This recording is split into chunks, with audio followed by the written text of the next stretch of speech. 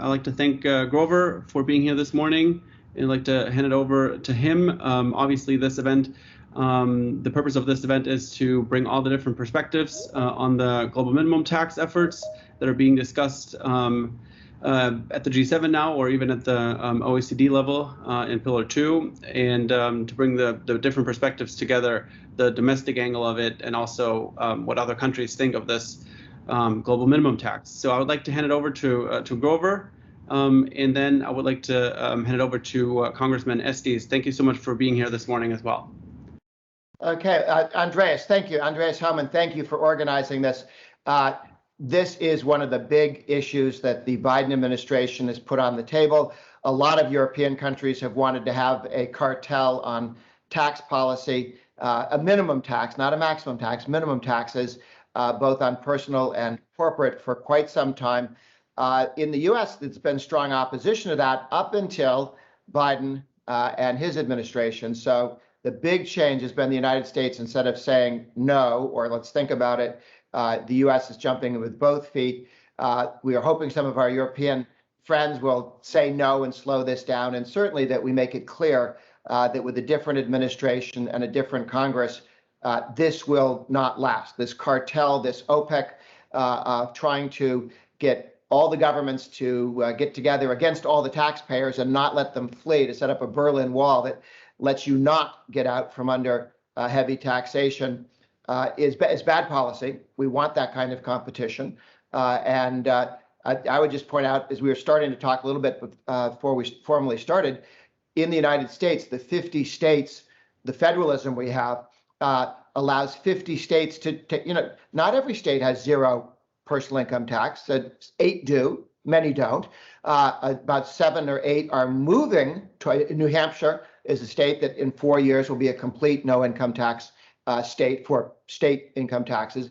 Average in the US about 6% on state and local income taxes, and a number of states are going, another 6 or 7 are going to zero. And that's giving really good competition to some of the states that have kept raising taxes rather than reforming government.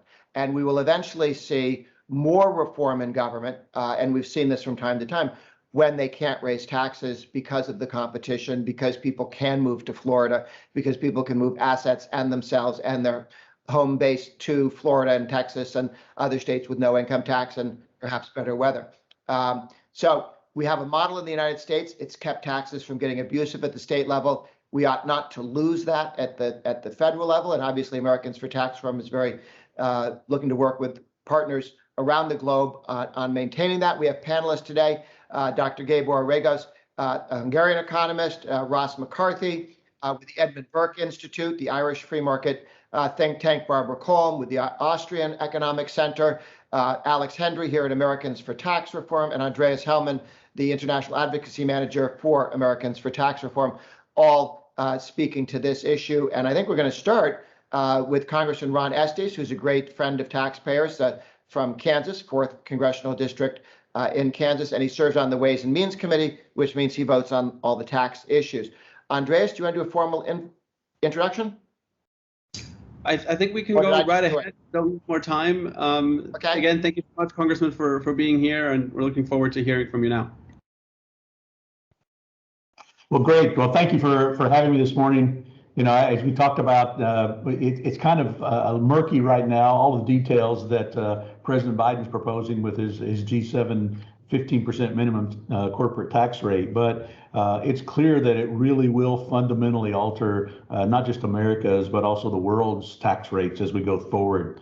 And I know we're going to talk more about it this afternoon. We've got a hearing in our Ways and Means Committee talking a little update on OECD. And then also Secretary Yellen's coming later this week to our committee as well. So I've got some questions for her in terms of what they're going there. But I want to talk a little bit just in terms of, the global minimum tax will cause some tremendous long-term damage, particularly the U.S. economy, by returning us back to those days when the tax code incentivizing offshoring jobs to countries with lower tax rates. It'll eliminate or reduce all of the progress that we made from the Tax Cuts and Jobs Act that we passed in 2017, and made the economy the best economy we'd seen in years, just before everything shut down with the pandemic. And, by working with other countries, President Biden's taken the approach that we're going to end up having fewer jobs in America. And with our base corporate tax rate at 28% that he's proposing, it's going to provide very little incentive for companies to stay here. And we'd be back to the days where companies are continuing to move out of the United States. It seems like now that the G7 countries have come to that discussion, but there's 38 countries in the OECD. There's 164 in WTO members, and I don't believe that all of those countries are going to come and agree to changing the lower tax rates to having that minimum rate for all of them. And even if they do agree, past experience has been that just because you have an agreement doesn't necessarily mean that you implement it and actually change their laws. Countries like Germany and France would benefit because of their higher rates today, but countries like Ireland or Switzerland or Hungary, that have seen their economic growth due to the advantageous tax code aren't going to change to their global rate. And I expect effectors along the way. We do have several questions that have come up that, thinking about how does this move forward? How does President Biden plan to make sure this is enforceable? Is he going to have the OECD in charge? Is he going to come up with some process and transfer authority from Congress to foreign countries or to the Treasury Department? We know there's going to be exceptions and carve-outs for certain countries and industries. That's already been talked about and brought up. What kind of tax credits are going to be allowed to offset about that? And how's that going to affect pass-through companies? When we look at the different key points, one of those is we look at those exemptions that I talked about. China is already seeking an exemption for domestic profits. And of course, the UK will look at financial services and try to protect that as an industry for them. And at the end of the day, that means the United States is going to have a bigger tax burden and take more money from our U.S. businesses, which means there'll be fewer jobs in the United States. It's good, as you mentioned, Grover, that competition's good, and just like it works within the 50 states, competition between countries is good, and helping make sure that we keep lower rates across the world. That's really what we saw with the Tax Cuts and Jobs Act, that a lot of our competitors across the world started focusing on their tax rates and looking at different options there, and created growth and opportunity, not just in the United States, but elsewhere as well. We've seen, since the Tax Cuts and Jobs Act, we've seen core investments in equipment and other business necessities have gone and reversed the downward trend that had come up from the Obama era and shot back near the historic highs, and we want to continue making that happen. We've also seen a decrease in domestic U.S. companies being bought by foreign companies. And in fact, since the Tax Cuts and Jobs Act passed, there hasn't been a single inversion of a U.S. company since 2017. So it's a good sign that we're rebuilding jobs and helping make sure that we help the American economy. And that's going to end with the President Biden's global tax increase. Another thing, just a quick comment on another flaw with that is it's being touted that it's just going to affect large corporations. That's what the Democrats are trying to sell as they talk about this, that it's targeting large multinational companies. But in reality, it's going to affect a lot of small and mid-sized companies as well. There are hundreds of thousands of small and medium-sized companies with less than 500 employees who will be hurt with the corporate tax raised up to 28%. Just looking at some facts from the Census Bureau, 55% of all corporations had 0 to 4 employees. Another 18% had 5 to 9. And overall, 99% of corporations have less than 500 employees. So we want to make sure that we continue to support small, medium, and large businesses and help provide economic growth. What we've seen from taxes and almost guaranteed out of what President Biden's proposing is that workers and consumers will take the brunt of the real costs that come from tax hikes through lower wages and higher prices. And really it goes back to tax hikes don't hurt the C-suite executives with higher taxes, but they hurt Americans with blue-collar jobs who are struggling to get by with the wages that they have. The Tax Foundation, Stephen Ensign, had found that corporate tax rates fall on labor and capital, in part by noting an invert correlation between corporate taxes and wages and employment. Research has shown that anywhere from 50% to 100% of the burden of a tax hike falls on workers. I mean, even the Congressional Budget Office has said in 2012 that they allocate 75% of a corporate income tax to households in proportion to their share of capital income and 25% in proportion to their share of labor income. So I just kind of in wrapping up a few of these comments is just I recognize that President Biden's proposal is going to put us in the worst of both worlds, raising our corporate rates to be one of the highest in the world again, and then while the rest of the world exempts itself out of that global minimum. And that's going to be a disaster for our economy, not just in the short term, but for the next 10 or 20 years. And that's an item that we need to fight back against, push back against. We need to make sure that we're looking at taxing opportunities, taxing categories that help support economic growth. Thank you so much, Congressman. Thank you so much for your remarks. I would like to remind everyone that the reason that we're talking about the global minimum tax now that was proposed in Pillar 2 of the OECD proposals is that we saw a lot of unilateral measures attacking American companies from the European Union and their member states, but also India and other countries.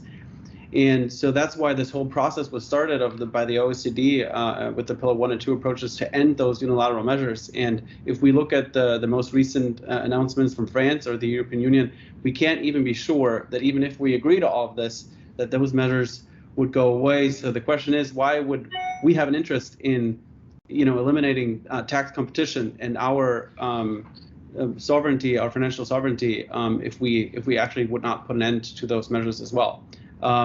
But now we would like to hear from Dr. Gábor Regos. He's from Hungary, and Hungary has the lowest corporate tax rate in the European Union. And Doctor, we would like to hear from you. How would that agreement affect your country? Please unmute yourself. Thank you. So I hope you can hear me. Thank you very much for the invitation. Well, I would start from the beginning. If I look at the tax system, what can I see? I have different type of taxes, and however, these taxes can have very similar names or the same name. These taxes can be very, very different. Why? These taxes have the same name, let's say corporate tax, but their tax base can be very, very different. Or let's say another example, Hungary has a corporate tax of 9%, but besides, Hungary has a tax of 2% besides this tax, which companies have to pay after their value added, thus, or more or less their value added, thus the profit, similarly to the corporate tax, and the wages. Thus, in case of a global minimum tax, we have to consider, or we have to decide what happens to these taxes. These taxes can be part of this global minimum tax or not.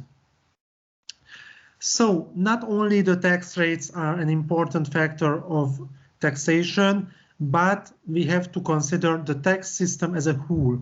Not only one tax, two taxes, but this whole system.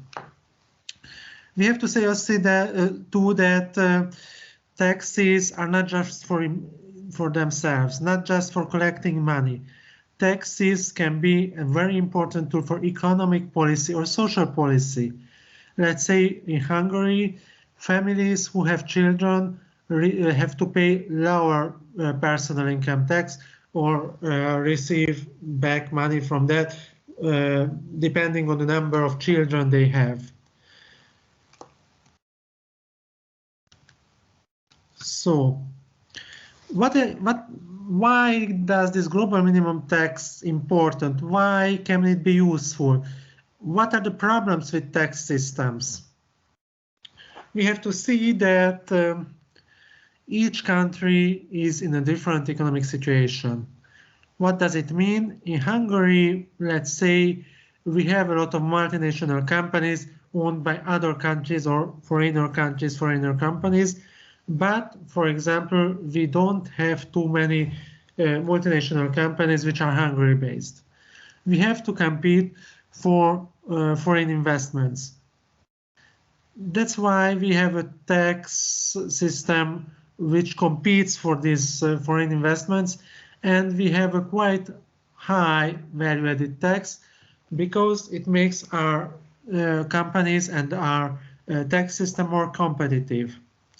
But looking at the other side, looking at the companies, what do? They optimize taxes. I think that the bigger companies, they use these tax optimization methods more and more. What does it mean? It means that these companies try to solve to pay the least tax possible.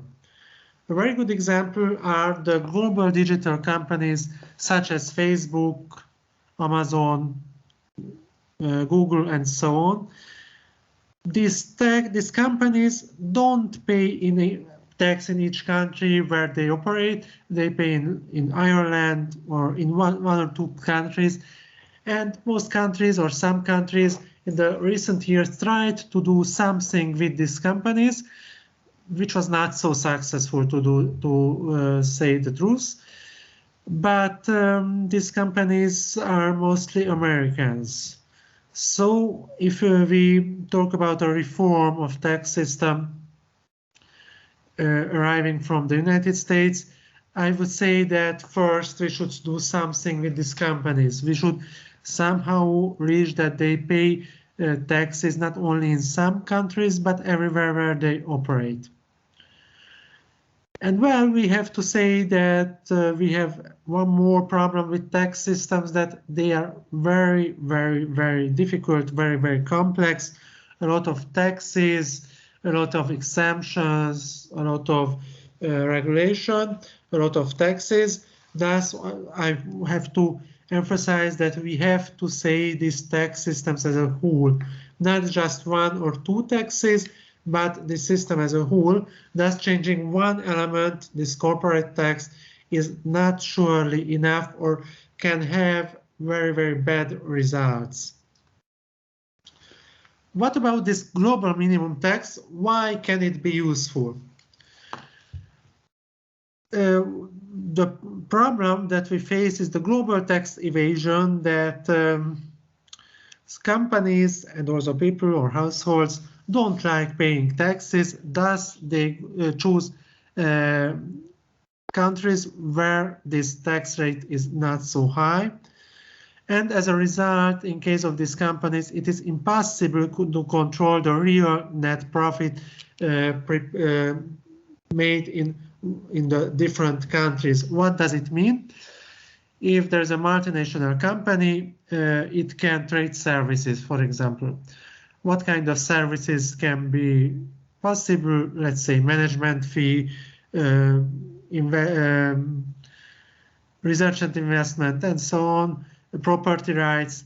And with these services, they can put profit for one country to another country, or we can also bring here the example of price determination, so transfer prices. But in this case, the United States brought in foresight this global minimum tax because they would like to increase their corporate tax and somehow solve that companies don't move to other countries. So if the United States decides somehow or something, they would like to minimize its effect by making a regulation to other countries, which is very, very interesting. On the other side, we have to mention the competition. Yes? I hate to interrupt you. We have to move on. We have other panelists remaining. We have to move on a little bit. I would like to call on Ross McCarthy now to give us his insight on the effects on Ireland. I know Ireland is very, very important for American multinationals, and part of the reason why the Irish recovery was so successful is because of very, very competitive tax rates. So Ross, why don't you go ahead and give us your perspective? Okay, good morning to everybody. Good afternoon to those of you based in Europe, and hello, Congressman. Very nice to meet you on the call, and to everybody else. I'm going to keep my comments fairly focused. In addition to the work I do with the Edmund Burke Institute, I'm also the immediate past chair of the Irish Small and Medium Enterprises Association, and I sit on various working groups with SME United, which is a pan-European caucus for SME organisations. And I work on things like tax and economic issues at a pan-EU level also. So my comments are being informed first and foremost by some of the, I suppose, the EU politics that are going on at the moment, and then I'll briefly make one or two technical points. But the actual philosophical side of the tax argument at this stage, to some extent, is not what's in play at the moment, but I will conclude on that. The first point I'd like to bring to your attention, and this is coming up really since yesterday, Paolo Gentiloni, who is the European Commissioner for the Economy, has flown a kite suggesting that a directive will be used to hammer home a pan-EU compliance, which would be trying to force member states to compromise on their sovereignty over fiscal matters. That's a kite. The Commission does this all the time, so there's no point in panicking over these things. But what it does do is it actually triggers something quite important in the Irish Constitution.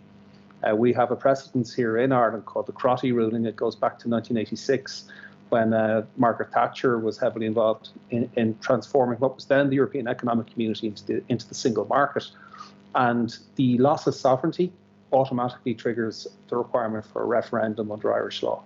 So if the European Commission comes forward seeking to push this through by directive, we will have to have a referendum in Ireland as to whether or not we approve that. And I would be very sceptical as to whether or not it would pass a referendum.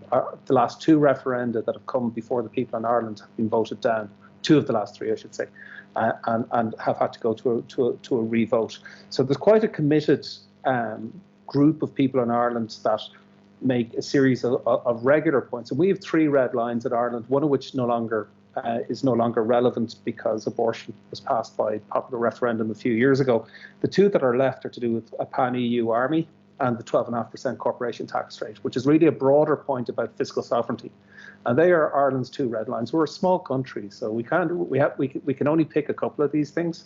What complicates the issue from an Irish perspective is we've got two other things, all of which are happening in parallel with this. We have the Brexit issue, and Ireland's border means that we are in we're in an area where we need trade-offs, and there are a lot of relationships that are in play. It's a very fluid environment at the moment, and France is in a stronger position relative to Ireland normally, because if we're getting Macron's help in trying to avoid the erection of a hard border on the island of Ireland again, which is a very strong political issue at the moment, they can seek trade-offs on the other side. And they have tried to do this in the past, and we've held the line. In 2013, Nicolas Sarkozy tried to force this particular issue through, and we held the line and refused to bend on it. The second thing that's in play, and this again has only come out in the last few days, is Facebook, who will be one of the anchor tenants and a significant payer of corporation tax in Ireland, have, and this again, I suppose, makes potentially the issue of corporation tax less critical to Irish fiscal policy. That they've announced a policy whereby Facebook employees can work from wherever they want in the EU. Now that's a double heart attack event for the Irish fiscal institutions and for the Ministry of Finance in Ireland, because part of what underpins the economic model in Ireland is that we have a relatively high number of highly paid, pay-as-you-earn employees working for US multinationals on an average of $80,000, so probably $95,000 a year average, paying large amounts of personal income tax. So the attributed amount of about 25% of all income taxes in Ireland are paid by employees of multinationals, and that doesn't take account of the dynamic effect that comes from having these multinationals in Ireland. So we have two things happening in precise parallel at the moment. On the one hand, you have a policy by one of the anchor US multinationals in Ireland saying you can now work and pay your taxes wherever you want in Europe, which on the one hand is fine because we're all pro tax competition. But on the other hand, that potentially makes it easier for Ireland to say, well, look, if you want a 15% tax rate, we're going to pick which fight we're going to pick. Now, briefly to conclude, ultimately, the current finance minister who's chairing the Euro group of finance ministers, Pascal Donoghue, he's somebody who has been in reasonably senior ministries now for about 7 or 8 years, and most people in Ireland that are not part of the media bubble would struggle to pin down a single achievement that he's had to his name in the last 8 years. So if you're looking for somebody to ride in to the rescue and not buckle on the 12.5% to 15% rate, he wouldn't be the first person I'd choose. So my main concern there is that it's widely known here locally that he's looking for an international position. He's going to lose the seat in the next election, and he's on the way out.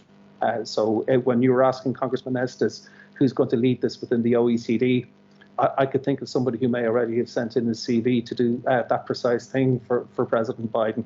So we'll have to watch that space. I mean, the final point I'll make is just in terms of the actual tax argument of this and the economics of it. The substance here is in Ireland. If we're actually going to have an argument about on what basis transfer pricing takes place, on what basis people should pay taxes, that argument, if we were going to actually have a serious argument to take the politics off the table, Ireland will win that argument all day long because the factories are here, the manufacturing processes are here, the intellectual property is here, and the US multinationals, and it's overwhelmingly US multinationals that are here paying corporation tax, are here because they've built land, buildings, processes, and IP here, and everything is appropriate. Ireland is not a tax haven. So I thank you for your time and attention. Thank you so much, Ross. That was very, very interesting. We'd like to move over to Austria and hear what Barbara Kolm from the Austrian Economic Center would like to share with us about the Austrian position. Thank you very much, Grover, Andreas, Congressman. Just brief addition to what we just heard about Ireland. There are estimates that we just got from the central bank that Ireland will lose at least 2 billion euros annually on tax revenues if the tax is raised to 15% instead of 12 to 12.5%. Just so it punishes definitely the wrong groups and the wrong countries. So the idea of this one size fits all tax policy. The first, which is the design of the first tax basis, addresses the foundational question of the problem, which policymakers have been trying to solve all the time, and it does not work. We know that tax competition is the key for economic growth, and not the opposite. And the 15% uniform punishes mostly those countries, for example, who are supporting it. Germany, for example, is supporting a big deal, but they do not understand that they are export countries with a huge surplus, so they would lose a lot of their tax base, because it will be moved to other countries, and this is true for Austria as well. And the amount of money or of revenues they lose is tremendous. So they are advocating something which is to their their negative outcome, and so they are definitely losers. So that, and one thing. Second thing, the adoption of a common tax base has not even been defined. They claim 15%, but on what, definitely, they do not know, or they have not defined yet. And so this is very, it's very tricky, and the discussion is kind of is only on the political level. They have not gone into detail yet, and especially if we look at, and I now talk about Germany and Austria, of those countries who are very jealous on countries like Ireland and Luxembourg with lower corporate and low income tax rates. It does not work. Let me add a couple of numbers, because I think this is most important, and then I'll keep it under the disguise of Corona. They use this as an excuse. They totally outmaneuver the entire tax competition that we have gone through.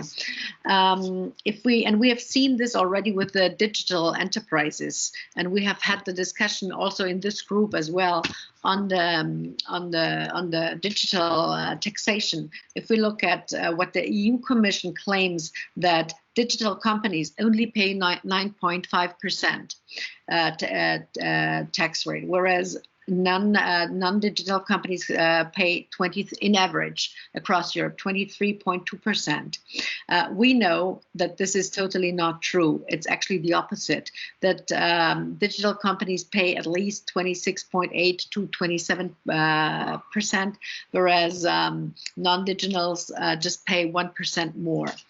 Facts that we have shared with the German, with the Bavarian Tax Foundation and the European Tax Foundation, and since I see Anders Edsted, he was also the one supporting this. We will never do. We cannot stop tax avoidance with the 15% solution that is now being discussed. So this will always exist, and we have seen this with digital taxation already. Finally, last thing, the EU actually intends further indirect and direct tax packages, and if we look at what they plan on with regards to the multi-financial framework, where they use credits, green deals, digitalization, etc., they are going for 2,000 billion euros in additional taxation, which is not in the entire frame, which is not listed already. So having provided those numbers, I think this is a very bad solution, not only for Europe, because we are punishing our industries ourselves. We're the ones that will suffer due to the import-export imbalances that we see. And of course, and you already mentioned that before us, thank you, tax competition and what Thatcher and Reagan have done were the best solutions for those countries who were poor before and now are better off. And this is what obviously G7 and certain leaders do not get. So apart from the technical issues, with regards to the definitions on the one hand, and the 10% threshold that we have also not discussed yet to an extent, we have those two problems that have to be fixed even before one would be willing. But trust me, we are against that, because tax competition is the race to the bottom, and not a 15% is the race to the bottom, as Janet Yellen has thought she would say. Thanks. Thank you, Barbara. Let's move to Alex Henry, and let's hear from him the domestic implications and why President Biden and his administration are actually pushing for such a high number. Initially, they asked for 21%. Now it came down to at least 15%. That would open the door basically in the future to increase that rate as well. So let's hear from Alex Henry. Great, thanks, Andreas. First of all, I think Congressman Estes made a lot of great points about the domestic U.S. side. So I'm just going to kind of make a few observations that I think help kind of build on the comments he made. So as Andreas said, first of all, I think we need to consider this in the context of what President Biden wants to do domestically.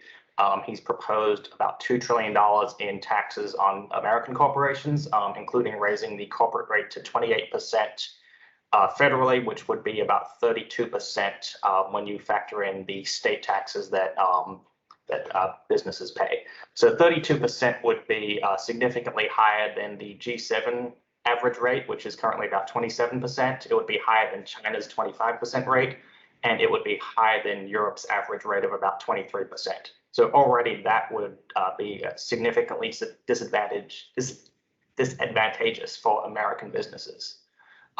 In addition, they are pushing a 21% global minimum tax through a variety of different, raising different provisions, but a 21% global minimum tax on American businesses. I think it's notable that they are pushing 21% domestically, but they're fine with 15% globally. So they're really concerned about this, ending this race to the bottom that Janet Yellen talks about, and she's also talked frequently about making all citizens fairly finance global government across the world. But I think this really demonstrates that their priority is raising revenue, not ensuring American competitiveness.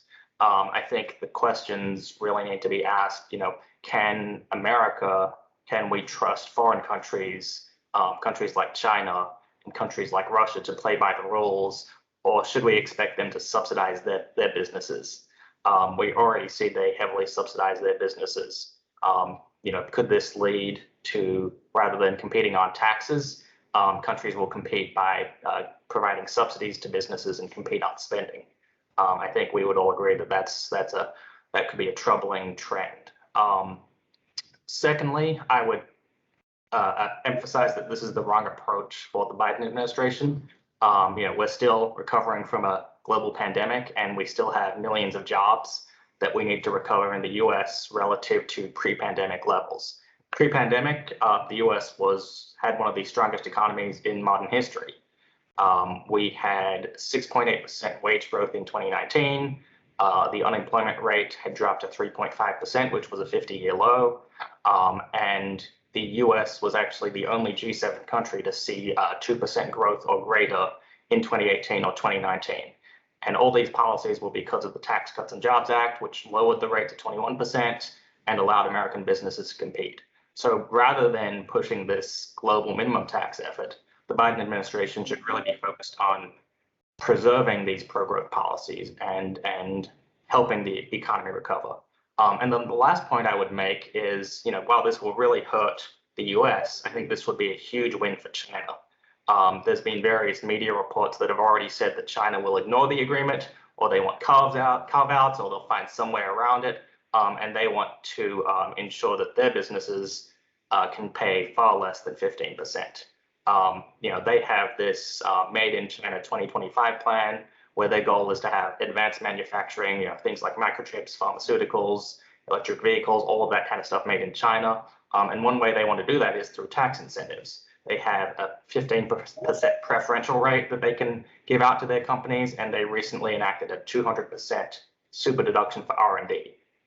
So they're essentially paying their businesses to conduct research and development. The last thing I would note is, there's a lot of Chinese media that view this as a huge opportunity for the Chinese Communist Party. So there was a recent opinion editorial in the South China Morning Post entitled "Why China Should Slash Taxes Just as the U.S. Seeks a Global Minimum Rate for Corporations." And that piece makes the case that China can become more competitive and attract more foreign investment as we're pushing this globalist pact to have minimum taxes in the U.S. and across the world. And with that, I'll kick it back to Andreas. And thank you. Thank you, Alex. Thank you so much. I'd like to mention that ATR did a coalition letter on the global minimum tax, and I'll share the link to the letter in the chat. And if you or your organization would like to sign that letter, please do so. We would really appreciate your support. And now I would like to open it up for a couple minutes of questions. If you have a question, please unmute yourself and ask your question.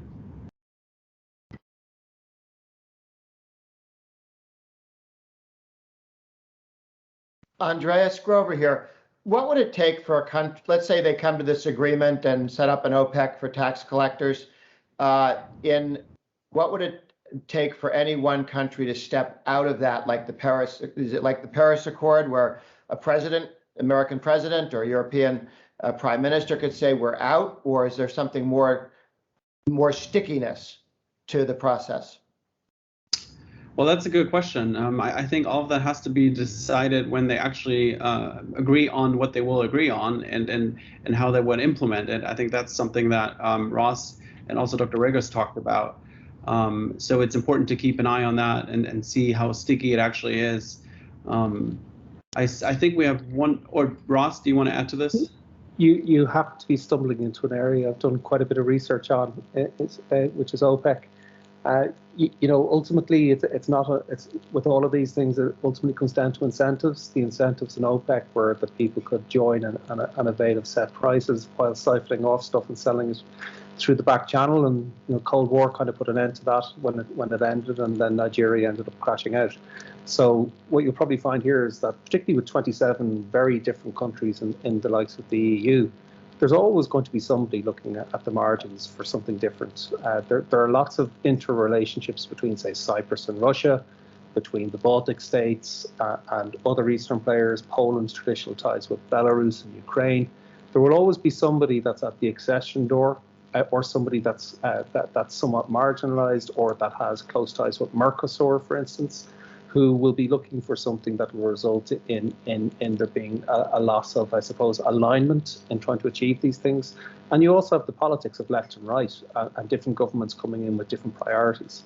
I would find it difficult to think that an international treaty around this kind of area, which has never been tried before, would have any great length in it. Personally, that would be my view. May I add something, Andreas? Yes, of course, Barbara. Well, the issue is that we see a tendency towards the left in Europe, and under the excuse of Corona, they invent all kinds of taxes, and this is the worst thing, that all of a sudden, also Germany, that was worse with regards to corporate tax already, is now thinking that it's a good deal, but it is not. And that's a big issue. The left is taking over, and they simply tax whoever and whomever you can, because after all, corporates are bad. This is what they claim. And that's our issue that we need to fight as well. Especially the European view is that American multinationals are bad. I think that is the notion that they build all their taxes and regulations on. And I would like to point out, the digital services taxes that might be curbed under the new agreements. The European Union is already on the way to find different measures with different names to extract money from American companies. And if you look at the recent European budget negotiations, where they already, for the COVID relief fund of the European Union, they had a huge gap, and the member states couldn't agree to pitch in more money. So they basically told Margaret Vestager, the competition secretary, just find another company. And we already used that fine for the budget negotiations right now, even though the trial, so-called trial, hasn't even started yet. But we used the fine that we set today to put it in the budget, and so we can build on that, and so the member states and the council don't have to pitch in more. And so I think that shows that they're negotiating in bad faith, and they might change the names for the measures, but at the end of the day, they will still, especially France, they still try to extract money from American companies. And so the question really is, why would we hurt our own competitiveness? Why would we hurt our own innovation if we're in a global competition with China and Russia and others? And why would we not rather work together as Americans and Europeans against common threats or enemies, and make sure that our industries stay competitive and innovative? I see we have two questions, one from Matthias Bauer from ESIPE, and then one from Anders Eastet.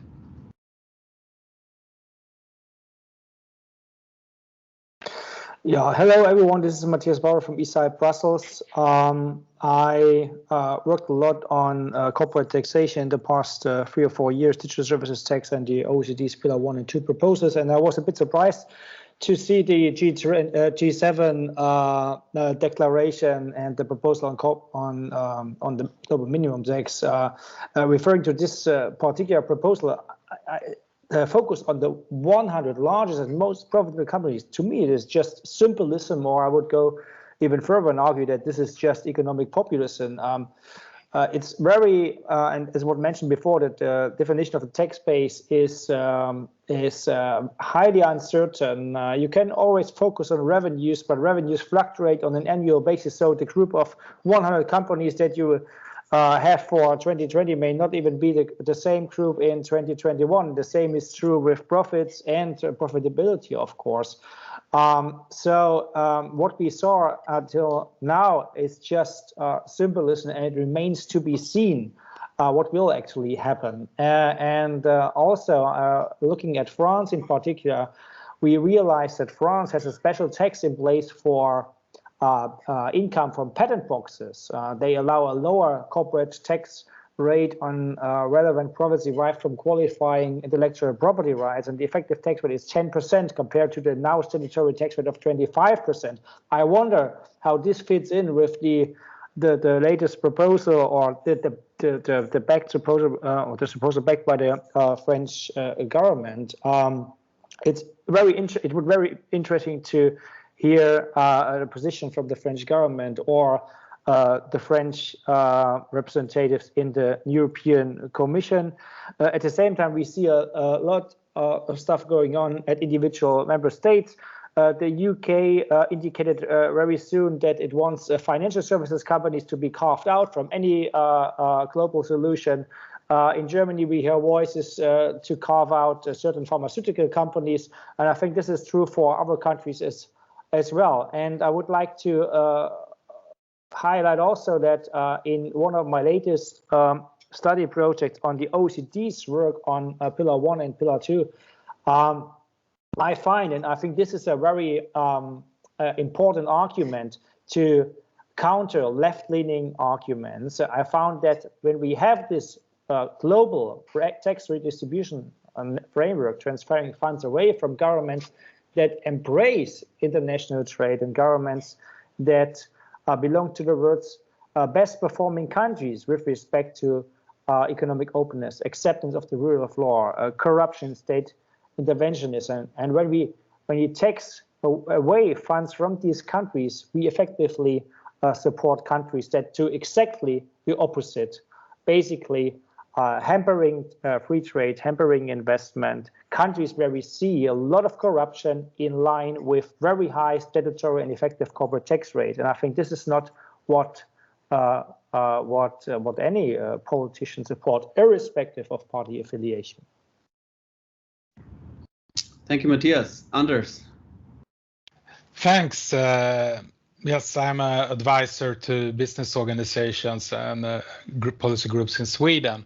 And first of all, I will say that I'm glad to see that the invitation to this meeting talks about the global minimum tax and tax competition. And I think that's a trick from OECD and those people to use Pillar 1, Pillar 2 and such things that actually hides what it's really about for the public. So don't use Pillar 1 and Pillar 2, and so that's using the enemy's vocabulary. I think that's number one.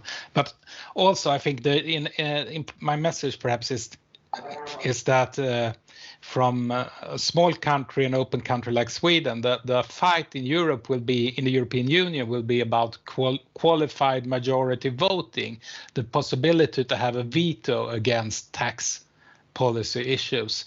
And this is extremely important. As long as we have a veto, small countries can stop these kind of ideas. So try to fight for the veto in all countries. We had a break in that position quite late recently when Portugal put up the country by country reporting on the agenda as when they had were the chair of the European Union, and I didn't see any protests in Portugal to that. I think the local groups in Portugal should have protested strongly against this, and we have to keep the wall of against qualified majority voting that the Commission and so on want to have to put in a more radical agenda on tax issues. So give small countries the right to veto stupid tax ideas. Thanks.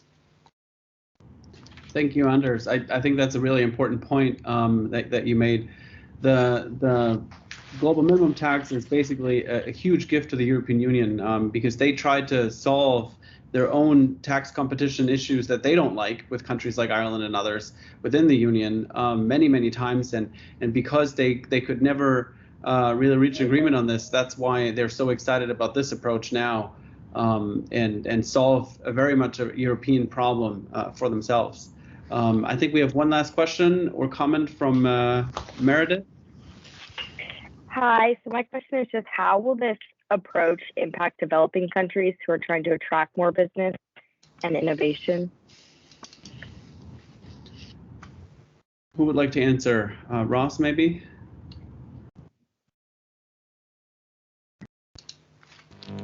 So the first question in that I'd always say and all that is, what do you mean by developing? If you go to County Longford in Ireland, its GDP relative to Dublin is about 46%. So now I obviously know what you're actually asking me, but the point is, if you're in West Virginia or if you're in Alaska, where they've got or North Dakota, where they would be on a purchasing power parity basis, relatively poor parts of the United States, do they count as developing? Because they'd be middle-income countries if you were to compare them to middle-income countries around the world, where there might be some of those stability and civil society metrics that were spoken about a moment ago that would make them investable prospects for putting FDI in if you had this wider global kind of tax competitive position. So I suppose, firstly, I think you need to define that, because there's no consensus on that either within states or amongst the EU in the first instance. And then secondly, obviously, because as this goes beyond the G7 and the G20 out to the rest of the OECD, that is the $64,000 question. Like, why would anybody outside the G20 agree to it? You're taking a shotgun, pointing at your feet and blowing them off. Thank you. Well, I think we can.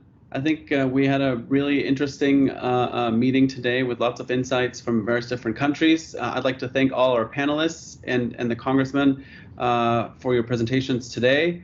Obviously, this is an issue that is developing, and we have to keep an eye on what is happening in the next couple of weeks. Again, I would, if you would like to support our efforts against this, please click on the link in the chat and sign our coalition letter. And thanks again for everyone who joined this morning or this afternoon in Europe. Thank you so much.